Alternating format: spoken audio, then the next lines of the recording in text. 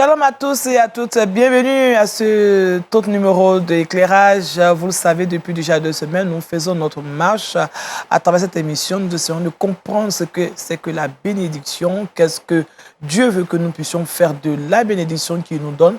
Alors, avec notre personne ressource, nous essayons de comprendre et aussi d'apprécier la parole de Dieu qui parle aussi de la bénédiction. Je rappelle que nous sommes avec le bishop Jean Chitea, qui nous est venu de la Belgique. On lui dit encore Akwaba, bonne arrivée. Merci. En Côte d'Ivoire, vous le savez, hein, c'est oui. Akwaba. Voilà, Oui. on dit bonne arrivée, vous êtes chez vous. Merci. Voilà.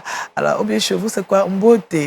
À Kinshasa, c'est Mbote. Mbote. Mais moi, j'ai grandi à Lubumbashi. À Lubumbashi. Mes racines sont en fait nées en Mbuji-Mayi. D'accord. Donc, là où on dit Moi, Wenao.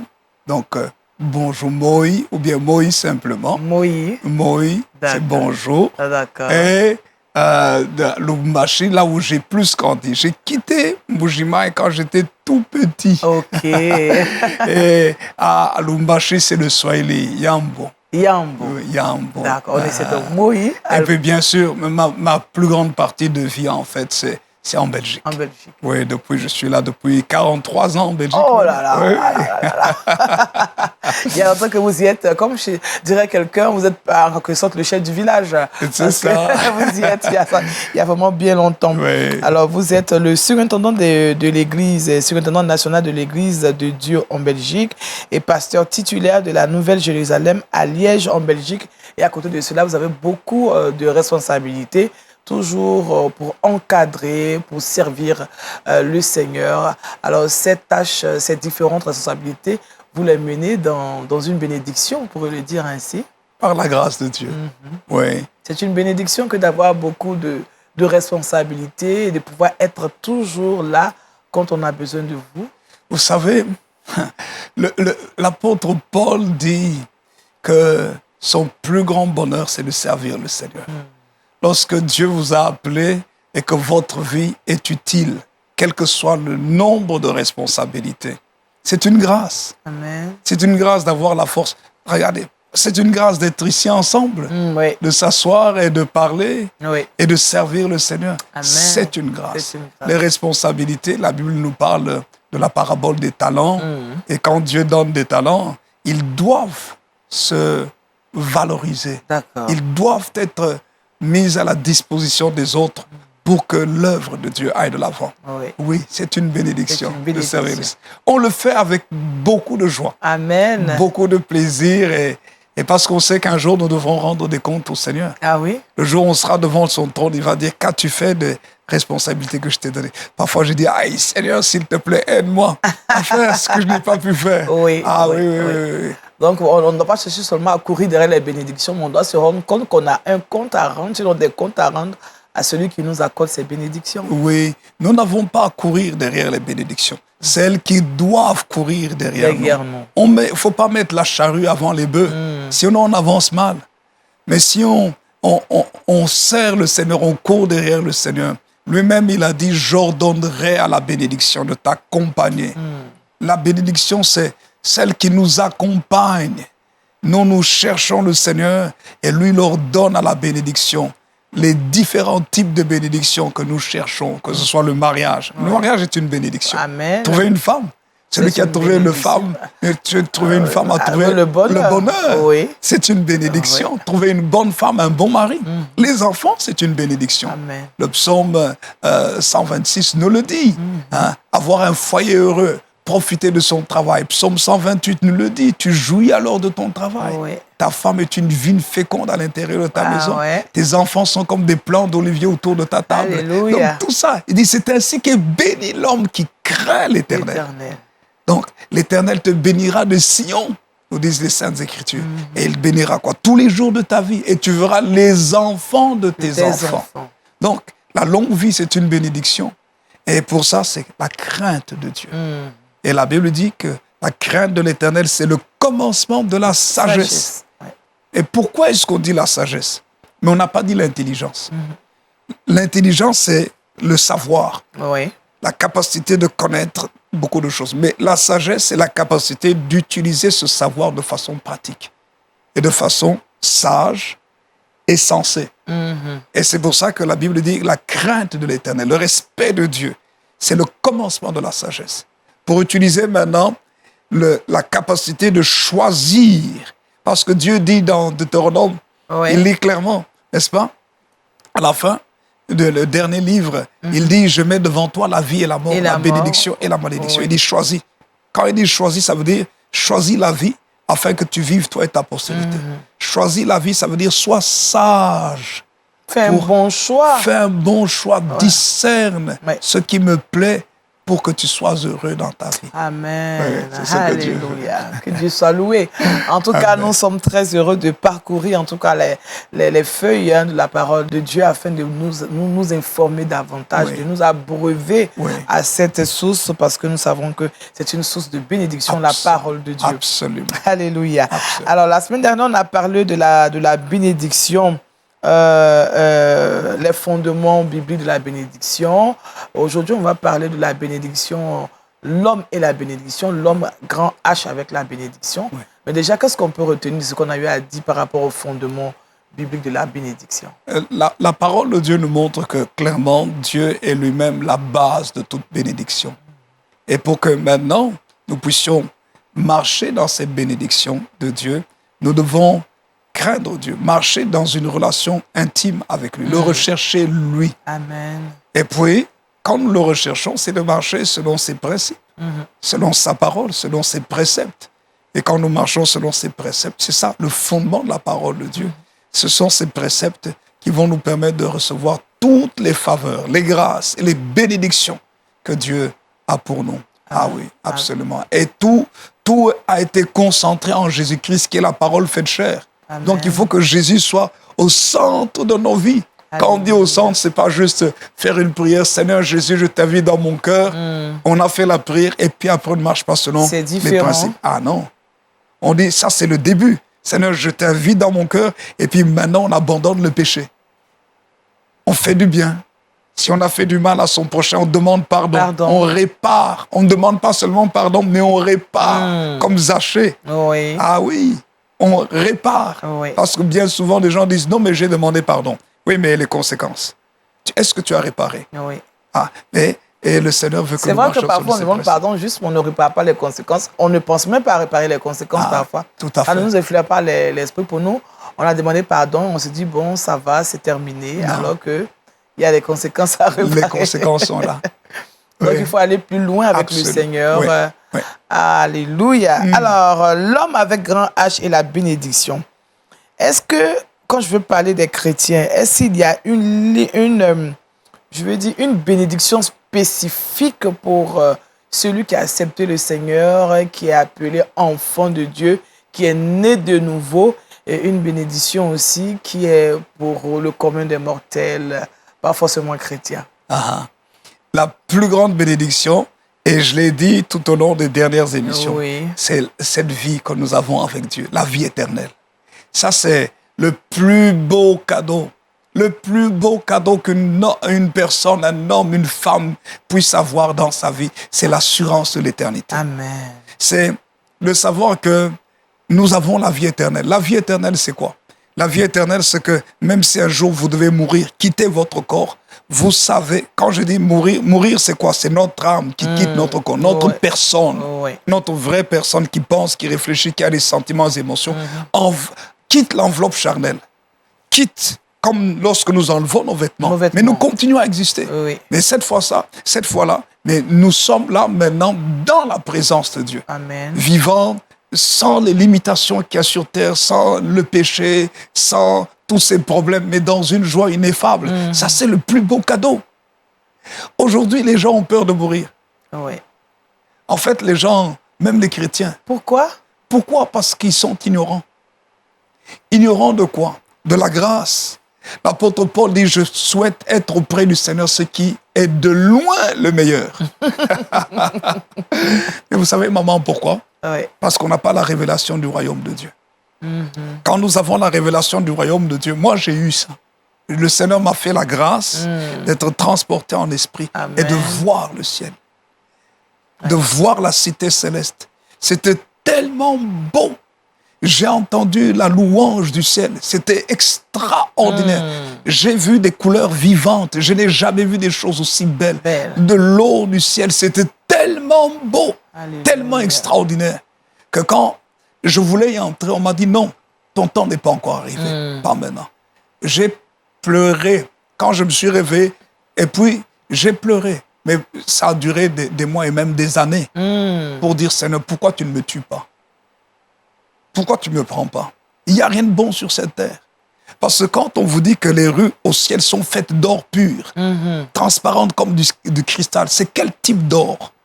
Et on se bat pour l'or qu'il y a sur cette terre ici, qui est terne, qu'on doit épurer, alors que la patrie céleste, il y a tout ce qu'il faut pour nous. Amen. Et la bénédiction, c'est d'avoir cette vie, cette présence du Saint-Esprit qui chaque jour nous aide à nous préparer pour l'éternité. Alléluia. Qu'est-ce que 80 ans sur cette terre? Qu'est-ce que 100 ans sur la terre à côté de l'éternité? Non, l'éternité, je ne voudrais pour rien au monde rater l'éternité. Pour rien au monde. Oh, oui. Pour les plaisirs de ce monde, pour les richesses de ce monde, pour les biens de ce monde, non. C'est ça la vraie bénédiction. C'est cette vie éternelle. C'est pourquoi Jésus est venu nous donner la vie du ciel.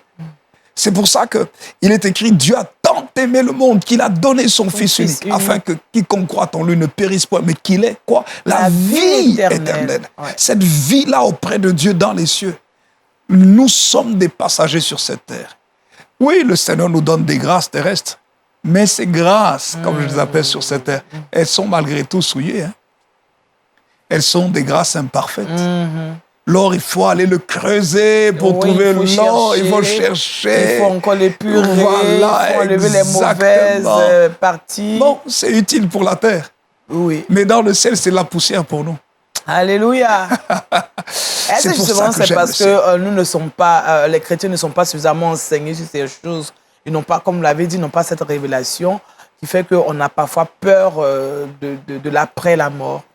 On se dit que, est-ce qu'on a peur de cette bénédiction peut-être? La première chose, c'est qu'il faut une véritable conversion, une vraie conversion. Lorsqu'on se convertit réellement, on abandonne le péché et on fait de Jésus le centre absolu de sa vie.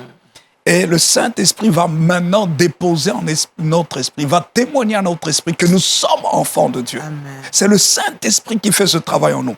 Le Saint-Esprit ouvre notre intelligence pour nous faire comprendre que nous sommes des pèlerins sur cette terre. Amen. Notre véritable patrie, c'est le ciel. C'est ça notre héritage. La Bible dit dans Éphésiens chapitre 1er, le verset 13 et 14, que nous avons été scellés du Saint-Esprit, lequel est un gage de notre héritage. Pour célébrer quoi? La gloire du Seigneur. Amen. Et Dieu nous appelle là à vivre toute cette richesse extraordinaire qu'il a préparée pour nous. Et le Seigneur Jésus l'a dit, il y a plusieurs demeures dans la maison de mon Père. S'il n'en était pas ainsi, je vous l'aurais dit. Mais je m'en vais vous préparer une place, afin que là où je suis, vous y soyez aussi. Nous sommes des héritiers, héritières. Sur la terre, ce que Dieu nous donne, bon, ce sont des choses qui sont imparfaites. C'est ça. Oui. Donc il faut passer par la mort pour pouvoir avoir ce qui est parfait. Pour ce qui est parfait, nous n'avons pas le choix. C'est d'attendre le jour où Dieu va nous appeler. Il ne faut pas hâter la mort. Est-ce qu'on peut dire que le chrétien, la mort, c'est une bénédiction aussi pour celui qui a accepté le Seigneur? Pour le vrai enfant de Dieu, oui. Pourquoi je dis ça? Moi, j'ai cherché à mourir. Non pas j'ai cherché, mais j'ai voulu que Dieu me prenne. À cause de l'excellence des révélations que j'avais eues. Et pendant longtemps des années, jusqu'à ce que je comprenne que non, le Seigneur me voulait sur terre pour encore faire sa mission. Et qu'il y avait des grâces que je n'aurais pas au ciel si je ne travaillais pas pour le Seigneur sur cette terre. Et à partir de ce moment-là, j'ai dit, Seigneur, non, ne me prends pas maintenant. Prends-moi au bon moment, mais pas maintenant. Parce que j'ai encore des choses à faire. Quand le Seigneur Jésus dit, amassez-vous des richesses, des trésors dans le ciel, là où le voleur ne vient pas pour dérober. Ni la terre, et la rouille détruire, tout ça. C'est quoi? C'est au travers de tout ce que nous faisons. Le travail que nous faisons sur cette terre, nous enrichissons notre compte en banque céleste. C'est pourquoi il faut beaucoup travailler pour le Seigneur. Et puis, il faut lire les Saintes Écritures. Les Saintes Écritures nous parlent du royaume de Dieu. Jésus est venu apporter le message sur le royaume. Il dit, repentez-vous car le royaume des cieux est proche. Aujourd'hui, on ne parle pas suffisamment de la repentance. Mais c'est le premier message, Marc chapitre 1er, verset 14. Repentez-vous car le royaume des cieux est proche. Jésus est venu annoncer un royaume de gloire qui est réservé aux enfants de Dieu, à chaque personne qui a accepté Jésus. Quand maintenant nous comprenons ça, nous sommes tellement heureux de dire, Seigneur, si tu dois me prendre, prends-moi. Parce que je vais entrer dans mon repos. Mais avant de me prendre, je vais travailler de toutes mes forces pour toi. Et je vais aussi utiliser toutes les ressources que tu mets à ma disposition sur la terre. Oui. C'est ça. Dieu met des ressources. Oui. Et quand maintenant nous comprenons que nous sommes appelés par Dieu, Dieu aussi a déjà mis autour de nous des ressources. Mais pour voir ces ressources, nous devons absolument nous convertir et marcher dans la sanctification. Pour quelle raison? Le péché aveugle. La parole de Dieu nous dit, l'apôtre Paul dit dans 2 Corinthiens, au chapitre 3, verset 4, on nous montre comment est-ce que le Dieu de ce siècle a aveuglé l'intelligence des hommes pour les empêcher de voir briller la splendeur de l'évangile de gloire de Christ. Donc Satan, le diable, vient mettre un brouillard pour qu'on ne puisse pas voir les grâces, les opportunités que Dieu a mis autour de nous. Mais la vraie conversion, c'est le cœur qui se repent, le corps qui se sanctifie, mais l'intelligence qui se transforme. Pour pouvoir maintenant discerner, Seigneur, où est ta main? Le doigt invisible de Dieu. Où est ta main? Quelle est ta direction pour ma vie? Quel est ton chemin? Quelle est ma destinée? Et je marche dans cette destinée. Et pendant que je marche dans cette destinée, tout ce que Dieu a déjà préparé avant la fondation du monde comme provision, je les saisis et je les utilise. Je suis ouvrier avec Dieu, comme Paul le dit. Je collabore avec Dieu. Je participe avec Dieu, comme Dieu voulait que Adam le fasse dans le jardin d'Éden. Je fais partie de l'œuvre de Dieu pour ma bénédiction, mais pour sa gloire. Amen. Donc, dans tous les cas, en étant ouvrier avec Dieu, collaborateur avec Dieu, la bénédiction, elle est pour l'homme. Oui. Oui. Ouvrier avec Dieu, c'est quoi? C'est que je travaille pour Dieu, comme Dieu veut que je travaille. Amen. Maintenant, nous ne réalisons pas que travailler pour Dieu, ce n'est pas seulement le ministère, maman. Beaucoup ont dans leur tête, oh, je travaille pour Dieu, c'est-à-dire je prêche la parole, je prie. Je suis pasteur. Je suis pasteur. C'est ça, travailler pour Dieu. Mais qui vous a dit ça? Est-ce que Adam était pasteur? Non. Non. Ça n'a pas signifié en tout cas. Non. Quand on nous montre la parole de Dieu, on nous montre que Dieu prend Adam, le place dans le jardin d'Éden pour le garder et le cultiver. Donc, il faisait quoi? Il devait gérer la création de Dieu. Un agriculteur rempli du Saint-Esprit, mais il travaille pour le Seigneur. Amen. Il prend soin de la création, de la nature que Dieu a faite. Un éleveur qui est là, qui prend soin de ses animaux et puis qui nourrit les gens. Mais il travaille pour le Seigneur. C'est vrai qu'il y a le sacerdoce. Là, maintenant, on est appelé au sacerdoce, au ministère, comme le Lévite, dans l'Ancien Testament, que Dieu avait appelé spécialement pour prier et pour offrir les sacrifices pour le pardon du péché et pour enseigner au peuple. Mais quand nous lisons la vie des 12 tribus d'Israël, est-ce que les autres ne servaient pas Dieu? Joseph n'était-il pas serviteur de Dieu? Ah oui. Pourtant, il était politicien, gouverneur. Hein? Et on peut continuer la liste. Oui. Donc, on doit en fait, on doit comprendre que nous devons servir Dieu dans tous les domaines de notre vie. C'est vrai qu'il y a le mot serviteur que les hommes ont placé pour dire que non, ça, ce sont des gens qui sont spécialement mis à part pour pouvoir utiliser la Bible et enseigner au peuple, ainsi de suite. C'est vrai. Mais sinon, tous sont appelés à servir Dieu. Chacun dans son domaine. LMTV, les caméramans qui sont là, ils ne sont pas là juste pour filmer. Non. Mais derrière, ils sont en train de servir Dieu pour que la parole de Dieu puisse aller dans les nations. Amen. Ce sont des canaux de bénédiction. Ah oui, tout simplement.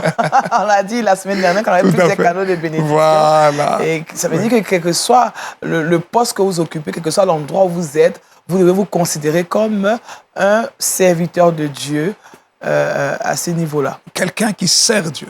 Parce que dans notre vocabulaire commun, en général, quand on parle de serviteur de Dieu, c'est plus le clergé. D'accord. C'est plus ça. Mais Dieu nous appelle tous à le servir dans ce que nous sommes en train de faire. C'est une bénédiction que de servir Dieu. Amen. Regardez un peu. Oui. Si chacun, par exemple dans son travail, j'arrive à mon travail et là, je considère que Dieu m'a donné la force pour le travail, Dieu m'a donné l'intelligence et Dieu a touché le cœur du patron pour qu'il m'engage. Oui. Mais derrière le patron, il y a Dieu et que maintenant, je travaille bien. Mais c'est ce que Joseph a fait. Oui. Joseph est arrivé chez Potiphar en tant qu'esclave, Genèse 39. Esclave, domestique, vie difficile. Mais la Bible dit qu'il travaillait tellement bien que la prospérité, la bénédiction l'accompagnait. C'est ça l'homme avec un grand H. Amen. L'homme qui marche selon les principes de Dieu, quelles que soient les situations, et qui comprend que toute chose concourt au bien de ceux qui aiment Alléluia. Dieu et de ceux qui sont appelés selon son dessein. Amen. Donc Dieu a un dessein. Joseph, esclave chez Potiphar, vendu, il n'a rien du tout, pauvre, misérable. En fait, il est pauvre, misérable matériellement, mais il a tout en lui. Il est béni. Il est béni. Et porteur de bénédiction. Amen. Source de bénédiction. Oui. Porteur de vie. Et lorsqu'il est chez Potiphar, tout ce qu'il fait, il travaille non pas pour Potiphar. Certes, il travaille pour Potiphar, mais derrière Potiphar, il travaille pour le Seigneur. Qu'est-ce que le Seigneur fait? Il est béni. La maison de Potiphar est bénie. Est-ce que ce n'était pas des idolâtres? Si. Aujourd'hui, des gens, les chrétiens disent « Ah non, celui-là, c'est un sorcier, je ne peux pas aller travailler chez lui. » Mais si Dieu te conduit de travailler chez les sorciers, c'est pour casser le pouvoir de la sorcellerie et amener la sagesse divine. C'est pas pour fuir. C'est pas pour s'écarter. Non. De rejeter cette personne, non. La lumière ne fuit pas les ténèbres. Ah ouais. C'est les ténèbres qui disparaissent devant la lumière. Et nous sommes la lumière du monde. Amen. Porteurs de bénédiction. Alléluia. Ah oui. Alors, il y a une question qui me vient à l'esprit. Je pense que on ne pourra pas terminer cette émission sans que je ne la pose. Dans la Bible, dans le livre de Genèse, on a Abraham, la semaine dernière, vous en avez parlé. Abraham qui désire avoir un enfant. D'ailleurs, Dieu lui fait la promesse. Oui. Et en cours de route, Abraham et Sarah trouvent une autre alternative. Donc, ils font donc intervenir Agar. Abraham fait Isaac, Ismaël, alors que Ismaël n'est pas ce qu'on avait dit les Écritures. Alors, est-ce que Ismaël a été quand même une bénédiction pour Abraham, même si ce n'est pas le fils promis? Ce que je devrais tirer de l'histoire d'Ismaël, c'est qu'il ne faut pas bricoler quand Dieu veut nous aider, Dieu veut nous bénir. Ne bricolons pas. Tout bricolage, Dieu a sa volonté permissive qui permet, mais tout bricolage crée toujours des problèmes, tôt ou tard. Ouais. La preuve, ça crée des problèmes entre Sarah et Agar. Oui. Mais entre Sarah et Abraham. Et Dieu a dû intervenir pour dire à Abraham, écoute ta femme, laisse partir l'enfant avec sa mère, parce que lui aussi, je vais m'en occuper. Oui. Je vais le bénir. Oui. Pourquoi est-ce que Dieu dit qu'il va bénir Ismaël? Parce que si Abraham a fait Ismaël avec Agar, ce n'est pas parce qu'il a voulu tomber dans l'adultère. C'est parce que sa femme lui a donné une mère porteuse. C'est ça. C'est juste à cause de ça. D'accord. Et lui, il était pur. Et bon, la femme a insisté, donne-moi des enfants. Les femmes sont trop fortes. Hein? Les femmes font faire parfois aux hommes des choses. Compliqué, hein? Oui, mais c'est parce que l'homme aime la femme. D'accord. Quand un homme aime vraiment sa femme, il est prêt à tout faire pour lui faire plaisir. C'est ça. Et il a eu un enfant. Elle a eu un enfant. Oui. Mais ce n'était pas l'enfant que Dieu lui donnait. C'était l'enfant de la débrouillardise. Nous ne nous débrouillons pas dans la bénédiction. Il y a des gens qui veulent aller en Europe, qui veulent aller en Amérique, qui veulent aller, alors que Dieu ne les a pas appelés là-bas. Il y a des gens qui veulent prendre des raccourcis, des chemins détournés, et puis après, ils ont des problèmes. Non. Ce que Dieu veut, c'est que nous marchions pleinement dans son plan, dans la patience. Le retard de Dieu n'est pas l'absence de la réponse ou n'est pas l'absence de l'exaucement. Le retard de Dieu est la formation pour bien gérer la bénédiction. C'est ça la différence. Maman, si Dieu avait donné Isaac à Sarah quand elle a donné Agar. Dieu donne, supposons, à 75, mettons même à 90 ans, Dieu donne Isaac. Quels étaient les sentiments de Sarah et d'Abraham vis-à-vis? Quels auraient été les sentiments? Aussi simplement, Dieu a donné, Dieu a donné. Non, je vais aller plus loin. Ouais. C'est qu'il l'aurait tellement aimé que ce ne serait pas l'enfant de Dieu. Au point d'oublier Dieu, hein, de l'écarter même complètement. De l'écarter. Ouais. Pourquoi? Parce qu'il n'était pas suffisamment mûr pour gérer la bénédiction. Dans la maturité de la gestion de la bénédiction, Dieu parle à Abraham et dit « Sacrifie-moi ton fils, ton unique.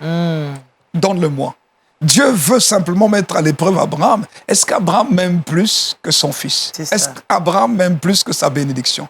Abraham ne dit rien à sa femme. Il dit non, l'enfant et moi, nous allons adorer. Oui. Ça veut dire, nous allons nous mettre sous l'autorité de Dieu.